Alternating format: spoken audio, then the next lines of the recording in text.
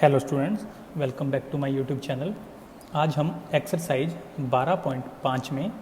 उन अवकल समीकरणों को हल करने वाले हैं जो कि वेरिएबल सेपरेबल या चरों के पृथक्करण के रूप में बदली जा सकती हैं।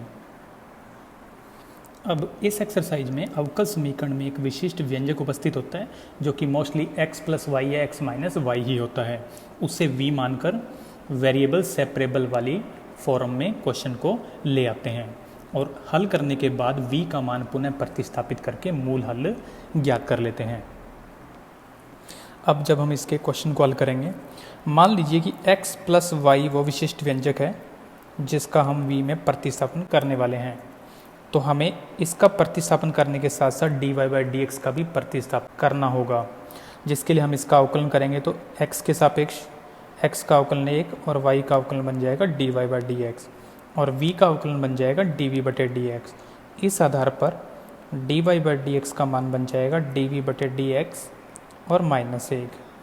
इसका मतलब ये हुआ कि जब हम x प्लस वाई के स्थान पर v रखेंगे तो हमें dy बाई डी एक्स के स्थान पर रखना होगा dv बटे डी एक्स -1। और जब हम क्वेश्चन को हल कर लेंगे तो हम पुनः v के स्थान पर x प्लस वाई का मान रखकर मूल हल ज्ञात करेंगे। अब इसके बाद हम शुरू करते हैं एक्सरसाइज 12.5, जिसका पहला क्वेश्चन है, अगर हम इसको सीधा वेरिएबल सेपरेबल के अंदर चेंज करने की कोशिश करते हैं तो किसी भी सूरत में x के पद dx और y के पद केवल dy के साथ नहीं आ पाएंगे। तो अब हम इसके अंदर जो विशिष्ट व्यंजक है x प्लस वाई उसको v मान लेते हैं। इसको नाम देते हैं समीकरण नंबर 1 और यहाँ लिखते हैं कि माना x plus y is equal to the v। इसका अवकलन करें तो x का 1, y का dy बाई डी एक्स और v का बन जाएगा dv बटे डी एक्स, यानी dy बाई डी एक्स का मान हमें प्राप्त होगा dv बटे डी एक्स -1। इसको ओवरऑल नाम देते हैं समीकरण नंबर 2। अब समीकरण 2 से समीकरण 1 में मान रखते हैं, जिससे हमारे पास अवकल समीकरण बन जाएगी v का स्क्वायर dv बटे D x -1 is equal A square, जिसमें हम लोग v स्क्वायर का अंदर मल्टीप्लाई करते हैं तो हमारा अगला पद होगा v square into D we बटे D x minus V square is equal to the A square. यदि v स्क्वायर को उधर शिफ्ट कर दिया जाए तो हमें प्राप्त होगा v square into D we बटे D x is equal V square plus A square. अब इसमें y और x के स्थान पर हमारे पास v और x बन चुके हैं। अब हम लोग dx को उधर लेके जाएंगे और इस v स्क्वायर प्लस ए स्क्वायर डिवाइड इधर कर देंगे, जिससे हमारे पास आ जाएगा v स्क्वायर बटे में v square plus A square into D v is equal d x. यहाँ पर ध्यान दें तो v के पद dv के साथ मौजूद हैं और dx वाला स्टेप RHS में आ चुका है। यह है वेरिएबल सेपरेबल कंडीशन बन गई, जिसका हम नेक्स्ट स्टेप में इंटीग्रेशन कर देंगे। अब लेफ्ट हैंड साइड का इंटीग्रेशन करने के लिए हम पहले अंश में ए स्क्वायर जोड़ेंगे और ए स्क्वायर को घटा देंगे और बटे वाले पद को हम एज इट इज नोट कर लेते हैं into D v integration is equal ये 1 का इंटीग्रेशन होगा। नेक्स्ट स्टेप में इसके दो पार्ट बना देंगे, एक तो ये वाला पार्ट और एक ये वाला part,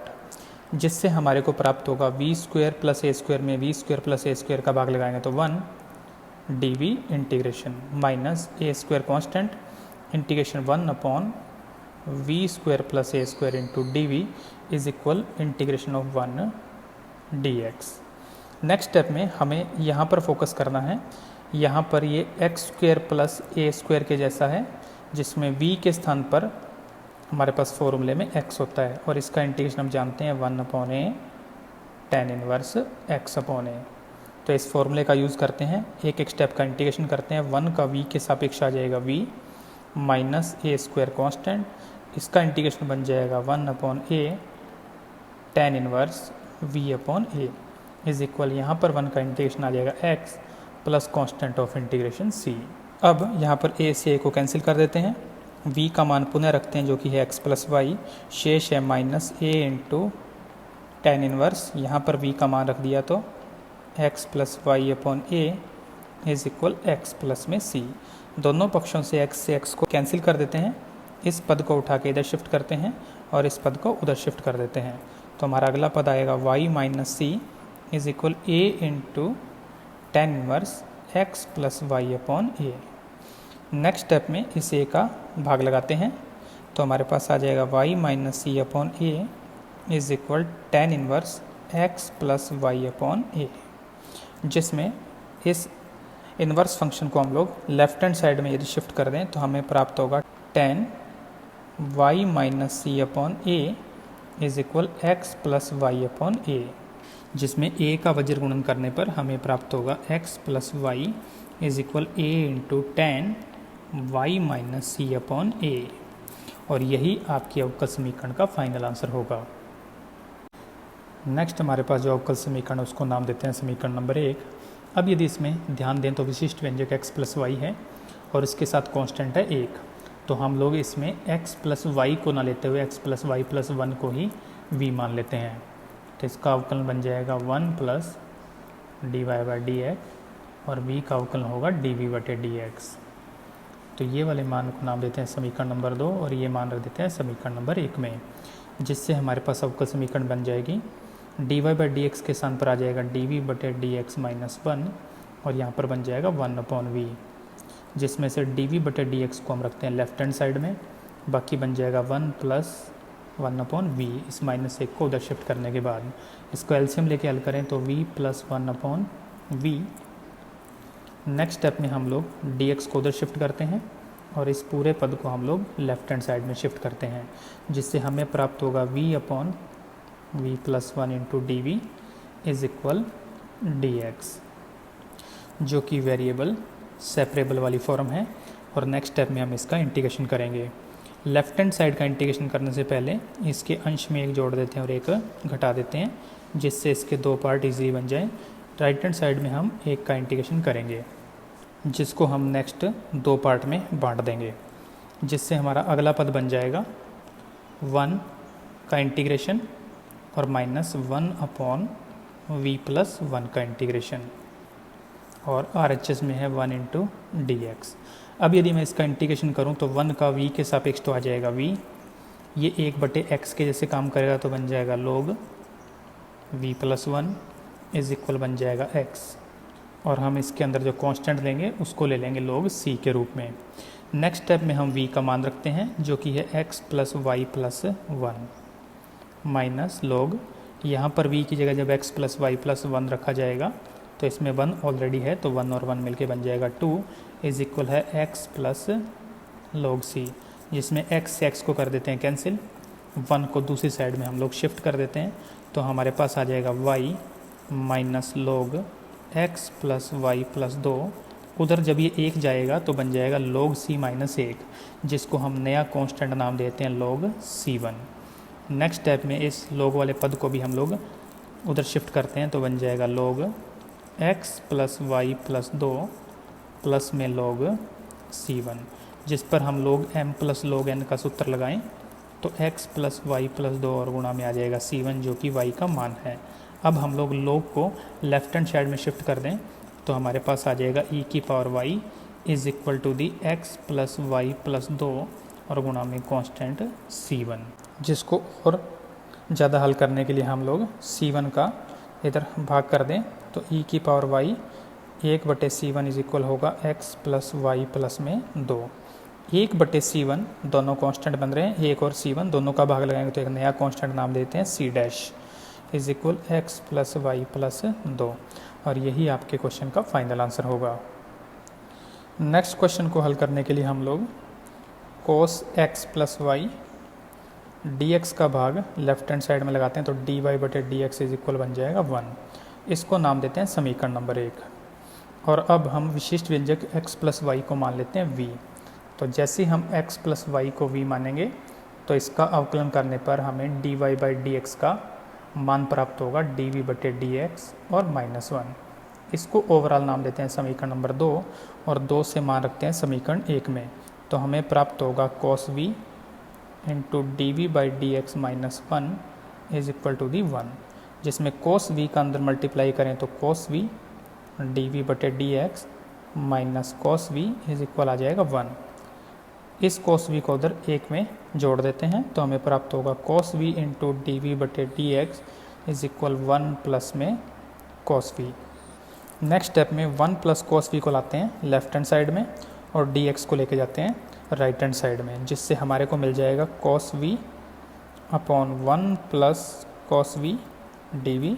is equal to the d x, जो कि वेरिएबल सेपरेबल वाला स्टेप है और हम इसका इंटीग्रेशन कर देंगे। लेफ्ट हैंड साइड में इंटीग्रेशन करने से पहले हम लोग अंश में एक जोड़ देते हैं और एक घटा देते हैं और बाकी सारा पद as it is. Right hand side में हमारे पास एक का इंटीग्रेशन होगा। अब हम लोग लेफ्ट हैंड साइड को दो पार्ट में बांट लेते हैं, जिससे हमें मिलेगा 1 डी वी इंटीग्रेशन और दूसरा पद हमें इससे प्राप्त होगा, तो मिल जाएगा -1 upon 1 plus cos v d v is equal 1 का इंटीग्रेशन। अभी इंटीग्रेशन नहीं करते, अभी इसमें दूसरे इंटीग्रेशन को हम लोग चेंज करते हैं हाफ एंगल से, तो 1 प्लस कॉस वी की जगह पर हम लिख देंगे 2 कॉस स्क्वायर वी बटे 2, जो कि अंश में जाएगी तो बन जाएगी सेक स्क्वायर। तो हमारा नेक्स्ट स्टेप बन जाएगा 1/2 इंटीग्रेशन सेक स्क्वायर वी बटे 2 d v is equal to the integration 1 d x. Next step में हम इंटीग्रेशन करते हैं, 1 का इंटीग्रेशन बन जाएगा v minus 1/2 constant, sec square का इंटीग्रेशन बन जाएगा 10 v बटे 2। यहाँ पर v बटे 2 का मतलब x के जैसा, लेकिन उसके साथ गुणा में 1/2 है तो 1/2 का भाग लगा दिया, इज इक्वल 1 का integration x plus constant of integration c, जिसमें इस 2 से ये वाला 2 हो जाएगा कैंसिल। नेक्स्ट स्टेप में हम v का मान रख देते हैं और v का मान रखेंगे तो हमें प्राप्त होगा x plus y minus 10 x plus y बटे में 2 is equal x plus c, जिसमें x से x को कर देते हैं कैंसिल। नेक्स्ट स्टेप में इस पद को उठा के उधर शिफ्ट करते हैं तो बन जाएगा y is equal to the 10 x plus y बटे में 2 plus constant of integration c, जो कि आपके क्वेश्चन का फाइनल आंसर होगा। नेक्स्ट क्वेश्चन नंबर 4 में दी गई अवकल समीकरण को नाम देते हैं 1 और इसमें विशिष्ट व्यंजक फिर से है x प्लस वाई, जिसको हम मान लेते हैं v, और इसको v मानने पर 1 plus d y by d x का मान बन जाएगा डी वी बटे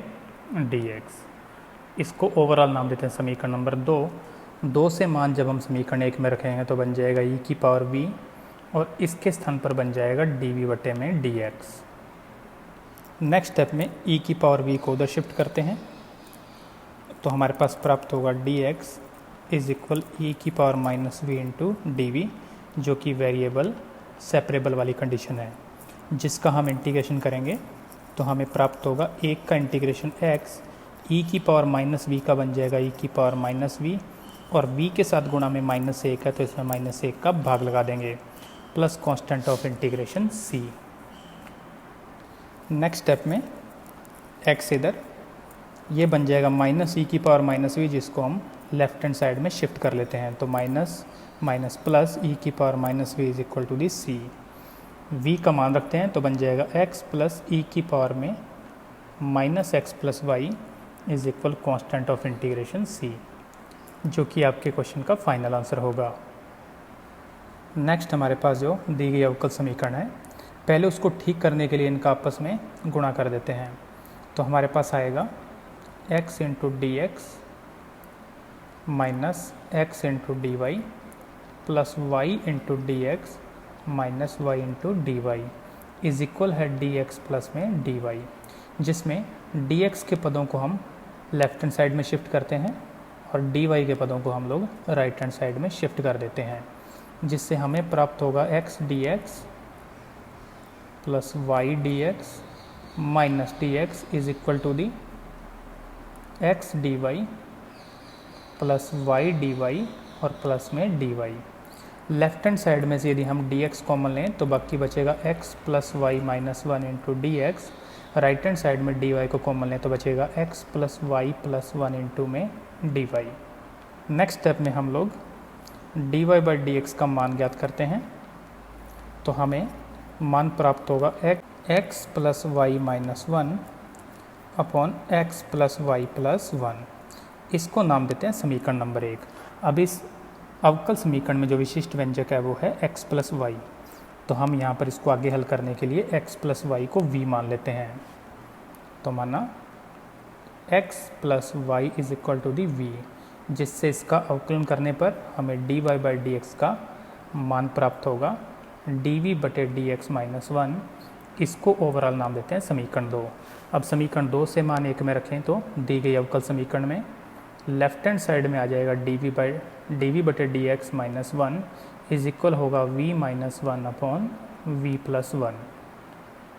नेक्स्ट स्टेप में हम लोग dv/dx का मान ज्ञात करने के लिए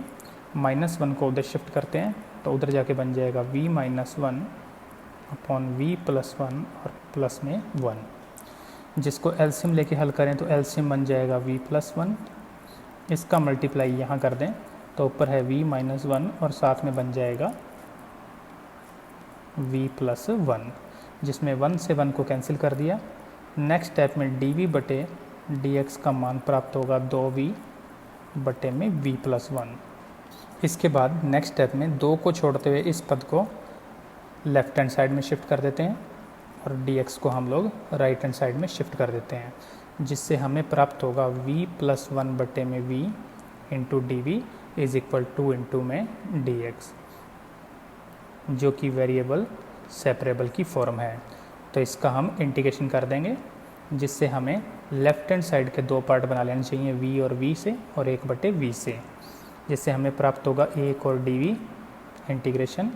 और 1/v का integration is equal two into dx के साथ कुछ नहीं है तो 1 का इंटीग्रेशन। इस पद का इंटीग्रेशन करें तो 1 का v, 1/v का हमें प्राप्त होगा log v और 1 का बन जाएगा x plus constant of integration c। Next step में v का मान रखें तो x plus y plus log के अंदर भी बन जाएगा x plus y is equal है 2x प्लस में c। एक x से एक x को कर देते हैं कैंसिल। नेक्स्ट स्टेप में हम लोग y को उधर शिफ्ट कर देते हैं, तो हमारे पास लेफ्ट हैंड साइड में बचेगा log x plus y is equal x minus y plus c, और यही आपकी अवकल समीकरण का हल होगा।